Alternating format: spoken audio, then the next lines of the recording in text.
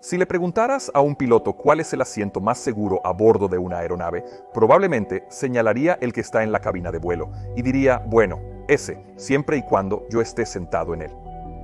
Pero ¿qué hay de los asientos de los pasajeros? Esta pregunta sigue surgiendo. Entonces, ¿realmente existe científicamente un asiento más seguro o una parte más segura en el avión para sentarse?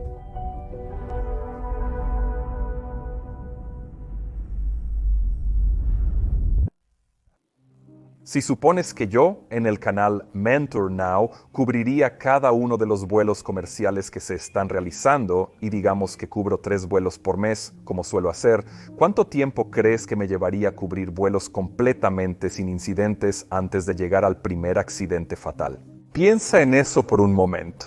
Volveremos a eso al final, porque se vinculará perfectamente con lo que voy a cubrir hoy.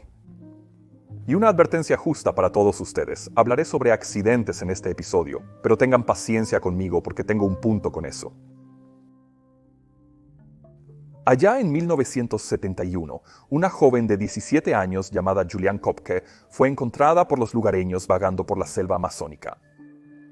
Pronto resultó que ella era la única superviviente del accidente del vuelo Lanza 508, y los expertos piensan que su supervivencia tuvo mucho que ver con el lugar donde estaba sentada en el avión.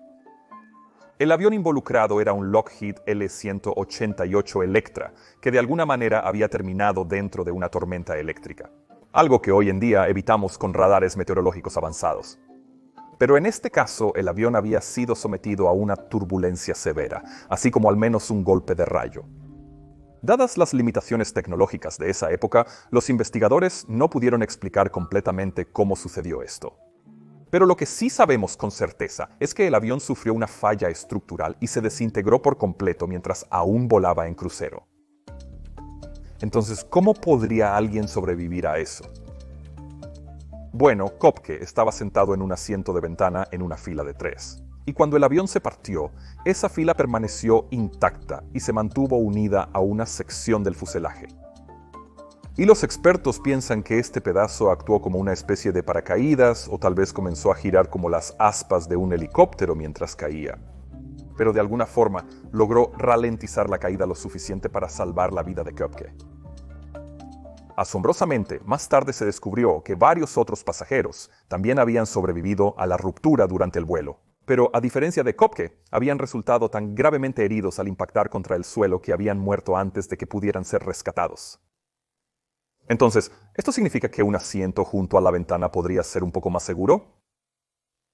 Bueno, para responder a eso tendremos que mirar algo más reciente, como el Alaska Airlines 737 MAX-9, cuyo tapón de la puerta se reventó en enero de 2024. Ese evento fue aterrador para todos a bordo, pero afortunadamente nadie estaba sentado junto a la apertura cuando ocurrió la explosión. Así que las únicas víctimas fueron un par de teléfonos y la camiseta de un joven pasajero sentado en el asiento de la ventana frente al tapón de la puerta. Y bueno, por supuesto la reputación de Boeing, supongo. Pero en el año 2018, un pasajero en un asiento de ventana de otro 737 no tuvo tanta suerte. El vuelo 1380 de Southwest Airlines había partido de Nueva York LaGuardia y estaba volando a 32.000 pies cuando su motor izquierdo falló repentinamente. El fallo provocó que partes del motor y la cubierta se desprendieran, golpeando el ala, el fuselaje y una ventana en la fila 14. Y trágicamente, una pasajera estaba sentada junto a esa ventana cuando la pieza golpeó y terminó siendo parcialmente succionada por la ventana, lo que causó lesiones tan graves que finalmente no sobrevivió, y resulta que no fue el único caso en el que los asientos junto a la ventana han demostrado ser un poco arriesgados. En 2014, otro pasajero fue hospitalizado tras la explosión de un neumático de un Bombardier Q400 durante el despegue. El vuelo, entonces. Después de eso se desvió a Edmonton, pero al aterrizar, el tren de aterrizaje principal derecho colapsó, provocando que unas palas de la hélice del motor derecho golpearan el suelo y se rompieran. Fragmentos de las palas penetraron la cabina, hiriendo a un pasajero sentado en la fila 7. Ahora, sé que todo esto puede sonar bastante aterrador, pero recuerda, estoy recorriendo todo el mundo a lo largo de la historia para darte estos ejemplos específicos. Y tienes que mirar todo el contexto de estos accidentes antes de que puedas sacar conclusiones seguras de ellos. Ahora, no es sorprendente que bastantes personas hayan intentado examinar accidentes históricos para ver si pueden determinar cuáles asientos de avión son realmente los más seguros. Popular Mechanics hizo esto con un estudio que publicaron en 2007 y, usando datos de la Junta Nacional de Seguridad en el Transporte, examinaron 20 accidentes desde 1971 que incluyeron fatalidades y sobrevivientes. En ese estudio, encontraron que los pasajeros sentados en la parte trasera tenían un 69% de posibilidades de sobrevivir en un accidente, mientras que los de la parte delantera solo tenían un 49%. Y los pasajeros sentados junto al ala se encontraban en algún lugar entre esos dos, alrededor del 59%. Esto implica que en 11 de los 20 accidentes, las tasas de supervivencia fueron significativamente mejores en la parte trasera del avión, mientras que solo 5 accidentes favorecieron los asientos de primera clase o de negocios. Los investigadores relacionaron estos hallazgos con el hecho de que los aviones a menudo se estrellan en una actitud de nariz hacia abajo. En la muestra, los pasajeros sentados en la parte trasera estaban mejor protegidos. Un estudio reciente de la revista Time examinó los accidentes desde 1985 hasta 2000 y llegó a una conclusión similar. Los pasajeros en la parte posterior parecían más seguros y hallaron datos interesantes sobre los asientos centrales en cada fila. En su estudio, estos asientos tenían una tasa de mortalidad del 28%, a diferencia del 44% de los asientos de pasillo. Y además de eso, también descubrieron que las personas más cerca de las salidas tenían más probabilidades de sobrevivir, lo que tiene sentido ya que podrían salir más rápido durante una evacuación. Entonces, basándonos en esto, ¿debería todo el mundo simplemente saltarse la primera clase e ir por los asientos del medio en la parte trasera en su lugar? Bueno, este estudio tuvo algunas grandes limitaciones porque solo examinó 17 accidentes que tenían gráficos de asientos publicados. Y eso obviamente significaba que no podían tener en cuenta el contexto completo de esos accidentes. Esto también evidencia el problema intrínseco de estos estudios. El conjunto de muestras es simplemente demasiado pequeño. Hay tantos factores que afectan las tasas de supervivencia en un accidente, como la actitud de la aeronave, la velocidad, el tipo de accidente y en qué parte del vuelo ocurrió el accidente. Por ejemplo, si observamos el vuelo 1951 de Turkish Airlines, que se estrelló en el aeropuerto de Schiphol en Ámsterdam en 2009, aunque respalda la teoría de que los asientos delanteros son peores, las menores fatalidades y lesiones críticas se encontraron en realidad entre los pasajeros que estaban sentados sobre las alas en este caso, con aquellos situados en las filas 14 a 17, solo sufriendo algunas lesiones menores. En contraste, hubo varias lesiones graves en la parte trasera, incluyendo una fatalidad de un miembro de la tripulación de cabina sentado en la sección de cola. La aeronave involucrada era un Boeing 737NG. Una teoría sugiere que debido a que se estrelló con el tren de aterrizaje desplegado y la nariz hacia arriba, la aeronave se rompió de una manera que minimizó las lesiones a los pasajeros sentados sobre las alas. En 1989, el vuelo 232 de United Airlines se estrelló en Sioux City después de que una falla del motor eliminó los sistemas hidráulicos, dejando a la tripulación con controles de vuelo muy limitados. De nuevo, el patrón de lesiones en ese caso fue completamente diferente. A pesar de su situación casi imposible, la heroica tripulación logró bajar el tren de aterrizaje y dirigir el avión aproximadamente hacia la pista, controlando su rumbo y velocidad de descenso usando solo el empuje diferencial de los motores restantes. Aunque lograron hacerlo, no podían controlarlo por completo durante el aterrizaje. Entonces, el alerón derecho terminó golpeando la superficie primero y luego el avión dio una voltereta y se despedazó. Pero milagrosamente hubo 184 supervivientes. Y en ese caso, la mayoría de ellos estaban sentados más adelante entre las filas 9 y 20. Esto le sucedió a un DC-10 con 5 filas de primera clase y 38 filas en total. De las 26 personas en primera clase, 18 murieron y 8 sufrieron lesiones graves. Curiosamente, un pasajero que estaba sentado en la fila 25 junto a la ventana y sobre el ala no recibió ninguna lesión. Pero crucialmente aquí, mientras que muchos pasajeros sentados en las filas 23 a 38 murieron, la mitad de ellos en realidad sucumbieron a la inhalación de humo. Así que no fue el choque lo que los mató, sino el humo antes de que tuvieran la oportunidad de evacuar. Aunque los estudios mencionados sugieren que algunos asientos podrían ser mejores que otros, los científicos no solo han analizado las estadísticas para responder esta pregunta. En realidad, también han estrellado un avión real y te contaré todo sobre eso después de esto. En 2012 se estableció un experimento asombroso. Un Boeing 727-200 fue cargado con cámaras, instrumentos científicos y maniquíes de prueba de choque y luego enviado a estrellarse contra el suelo en México.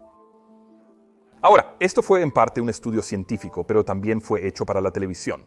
Entonces, aunque podríamos aprender algunas cosas de esto, también hay algunas preguntas sobre cuán científico realmente fue esto.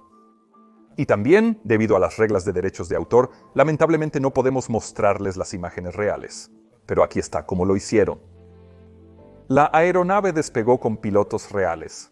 Luego la configuraron para control remoto antes de saltar en paracaídas a un lugar seguro, usando las útiles escaleras de aire traseras del 727.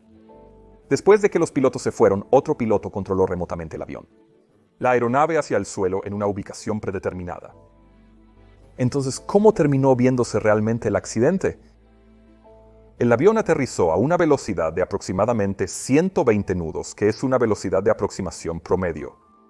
Pero cuando tocó tierra, lo hizo con una tasa de descenso de 1500 pies por minuto, que es mucho mayor de lo que verías en un enfoque estable, donde la tasa de descenso no se supone que sea más de 1000 pies por minuto. Y también, crucialmente, durante un aterrizaje normal, esta tasa de descenso se detiene con un destello al final, donde la tasa habría disminuido significativamente alrededor de quizás 200 a 300 pies por minuto, pero no en este caso.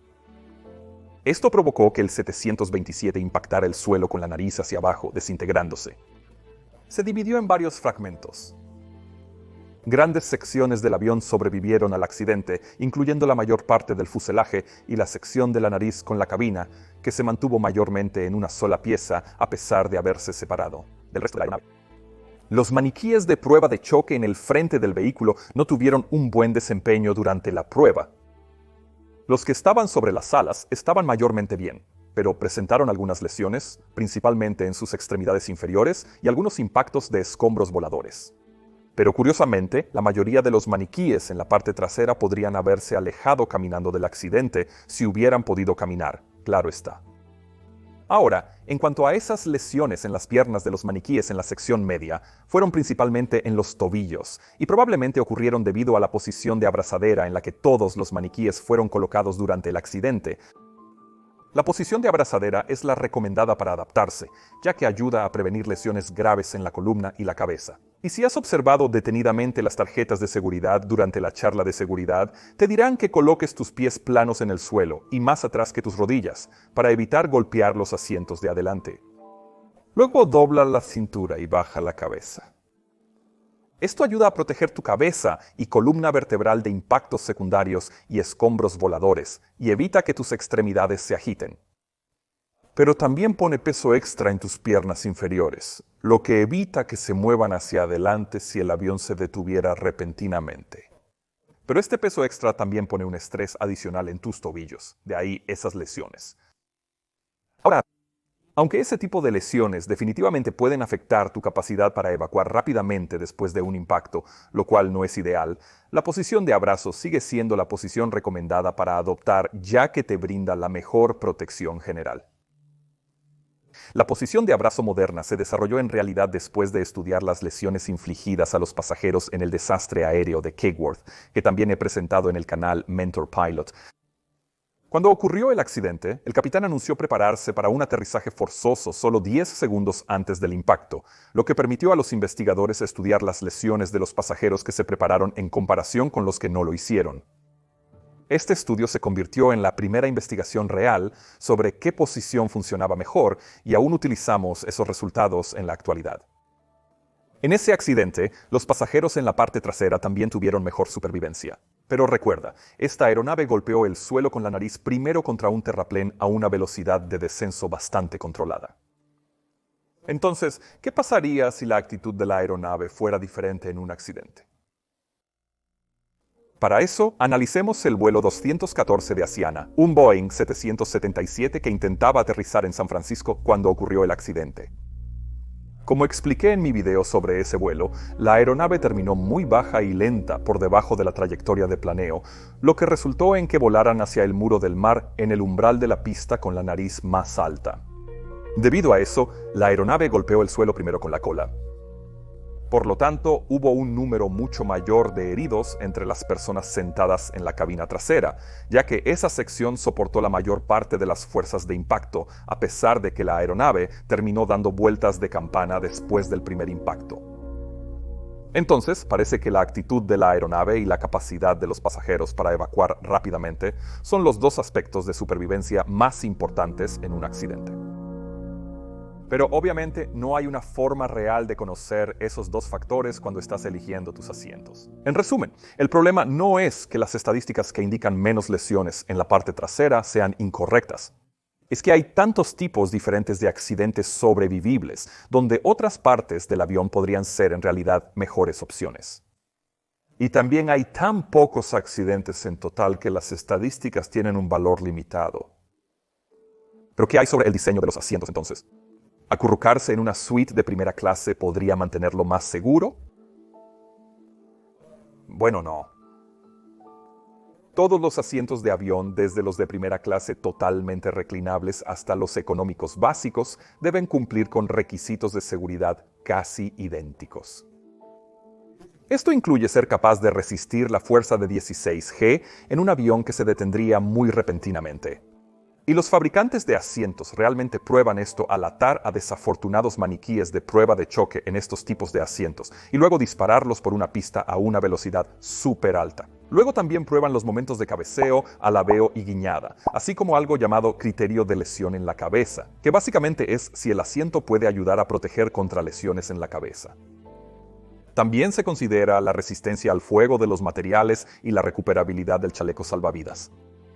Es una lista muy larga con la que estos asientos deben cumplir, pero el punto aquí es que todos los asientos de los pasajeros se prueban dinámicamente de muchas maneras. En términos de seguridad, no hay diferencia entre un asiento económico y uno de primera clase. Ahora, si estamos hablando de comodidad, bueno, entonces es una historia diferente. Ahora, en cuanto a la posición del asiento, todos los asientos se prueban en posición vertical y con el cinturón de seguridad bien abrochado. La posición vertical es importante tanto para que usted tenga la postura correcta como para permitir que las personas detrás de usted evacúen más fácilmente. Sí, incluso los asientos de primera clase completamente reclinados deben estar en posición vertical durante el despegue y aterrizaje. Cuando la tripulación te pida levantar tu asiento y ponerte el cinturón, siempre hazlo. Realmente podría salvar tu vida. Ahora, sé que habrá preguntas sobre por qué no montamos los asientos mirando hacia atrás en su lugar. Y aunque eso podría ser marginalmente más seguro, también afectaría mucho la comodidad del viajero. Además de eso, los asientos tendrían que ser más pesados porque la posición de abrazo se cambiaría a una postura más erguida, lo que crearía mayores fuerzas más arriba en la estructura del asiento, requiriendo que se construyan de manera diferente. Obviamente, eso no es deseable desde un punto de vista económico y solo llevaría a una mejora marginal en la seguridad en general, por lo que la comodidad y la economía tuvieron prioridad aquí. Esta es la razón por la que no se proporcionan cinturones de seguridad de 4 puntos a todos los pasajeros. Ahora, yo sé que eso puede sonar estúpido, pero dado el minúsculo número de accidentes que ocurren, los asientos de hoy son un buen compromiso entre la seguridad necesaria en una emergencia potencial y la comodidad y flexibilidad solicitadas por el público viajero. Realmente es tan fácil como eso. Pero entonces está, por supuesto, el asunto de la evacuación, que puede afectar drásticamente la supervivencia en caso de que surja una emergencia. Cosas como el humo, el fuego o las lesiones que ocurren durante las evacuaciones combinadas con donde estás sentado podrían jugar un gran papel en tu seguridad. Pero probablemente tendría más que ver con cómo actúas y te preparas que con la posición del asiento en sí misma. Durante el accidente del vuelo 516 de Japan Airlines, que ocurrió a principios de 2024, me impresionó mucho y me agradó ver que los pasajeros dejaron su equipaje de mano atrás y siguieron las instrucciones de la tripulación de cabina. Probablemente esta fue una gran razón para el éxito de esa evacuación. Así que, solo quiero aclarar y enfatizar que si te encuentras en la improbable situación de tener que evacuar un avión, no lleves contigo tu equipaje de mano. Hacerlo, sumado al potencial pánico y confusión, podría llevar a salidas bloqueadas y una evacuación más lenta, lo que a su vez causaría que las personas sucumban a la inhalación de humo o a un posible incendio detrás de ti. Sin mencionar el hecho de que el equipaje con bordes y esquinas afiladas, por ejemplo, podría potencialmente dañar los toboganes de emergencia y por lo tanto inhabilitarlos para otros pasajeros. Ahora, en el accidente de Japan Airlines, todos los pasajeros lograron evacuar al final, pero la evacuación terminó llevando demasiado tiempo. De hecho, tomó un total de 8 minutos antes de que se activara la primera salida de emergencia, y la tripulación solo pudo usar 3 de las 8 salidas de emergencia disponibles. Estas eran las 2 salidas delanteras 50, 1 y R1, más la salida trasera izquierda 50. El avión quedó con la nariz inclinada hacia abajo, impidiendo a los pasajeros usar los toboganes frontales, lo que retrasó aún más la evacuación. Pero a pesar de todo eso, todos lograron salir a salvo y nuevamente esto probablemente se debió a las claras instrucciones de la tripulación de cabina, así como a la forma en que los pasajeros respondieron a esas instrucciones. En resumen, un asiento en el pasillo cerca de una salida de emergencia podría facilitar una evacuación más rápida. Y una cosa que siempre aconsejo a las personas es que verifiquen dónde está ubicada su salida más cercana antes de que incluso se sienten. Porque los humanos somos esencialmente animales, y como tal, tenemos la tendencia a querer seguir el mismo camino por el que entramos si necesitamos salir. Pero eso rara vez es la mejor opción.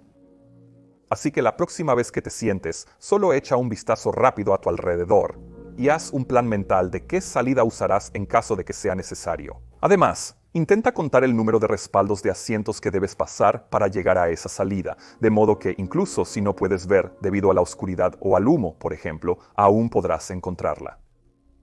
La charla previa al vuelo de la tripulación de cabina siempre menciona esto, pero la mayoría de las personas no lo escuchan. Entonces, este video solo ha sido una gran preparación para responder a la pregunta al principio. Realmente vale la pena pensar en cuál es el asiento más seguro. Bueno, no realmente. Hoy y durante los últimos 30 años aproximadamente, hemos estado volando aviones de tercera y cuarta generación. Y esto, combinado con procedimientos avanzados, ayudas técnicas, reglas y regulaciones, ha significado que volar hoy se ha vuelto increíblemente seguro y sigue mejorando. Entonces, en realidad, el asiento que elijas tendrá muy poco impacto en cuán seguro estás. Cada uno de los asientos a bordo de las aerolíneas establecidas probablemente será mucho más seguro que el asiento de tu coche o autobús que te llevó al aeropuerto. Para darte una idea, veamos algunos datos de la Asociación Internacional de Transporte Aéreo. De 37.7 millones de vuelos en 2023, solo se registró un accidente fatal. Solo uno. Y esto significa que estadísticamente, la persona promedio tendría que tomar un vuelo todos los días durante 103.239 años antes de experimentar un accidente fatal. Y eso finalmente nos lleva a la pregunta que hice justo al inicio de este video. ¿Recuerdas cuánto tiempo me llevaría llegar a un accidente fatal en Mentor Pilot si cubriera todos los vuelos? Bueno, según mis cálculos, tomaría alrededor de 200.000 años antes de llegar al primer vuelo que tuvo un accidente fatal. Eso probablemente haría un canal de YouTube bastante aburrido. Cuando cubro incidentes y accidentes en el canal Mentor Pilot, puede parecer que suceden constantemente, pero eso está muy lejos de la realidad. Esos videos, en realidad, contribuyen a la seguridad de la aviación, ya que la industria siempre comparte públicamente sus hallazgos. Y al hacer eso, aprendemos de cada error que se comete. Por eso, cada vuelo en el que estás es un poco más seguro que el anterior. Escuchar historias sobre incidentes o casi accidentes es parte del trabajo de seguridad y una señal de una cultura de seguridad sana. Cuando no escuchas nada es cuando realmente deberías preocuparte. En resumen, opta por una aerolínea con buena reputación y altos estándares. Elige un asiento que te ofrezca el nivel de comodidad que deseas. pero siempre escucha la charla de seguridad de la tripulación de cabina. Por último, compórtese profesionalmente. Incluso en tu papel de pasajero, es potencialmente importante y súper apreciado por tu tripulación. Ese es mi mejor consejo para ti. Y así es como siempre vuelo yo mismo como pasajero. Pero, ¿tienes alguna pregunta sobre este tema o quieres que cubra algo más? Déjame saber en los comentarios aquí abajo y dame un me gusta cuando estés allí. Si deseas apoyar el trabajo de mi equipo y el mío, además de participar en encuentros en vivo, avances de videos y más, considera unirte a mi equipo de Patreon. Ahora puedes obsequiar una membresía a quien creas que la valorará. Solo ve a patreon.com, únete a Mentor Piloto y échale un vistazo. Que tengas un día fantástico donde sea que estés. Mira estos videos y nos vemos la próxima vez.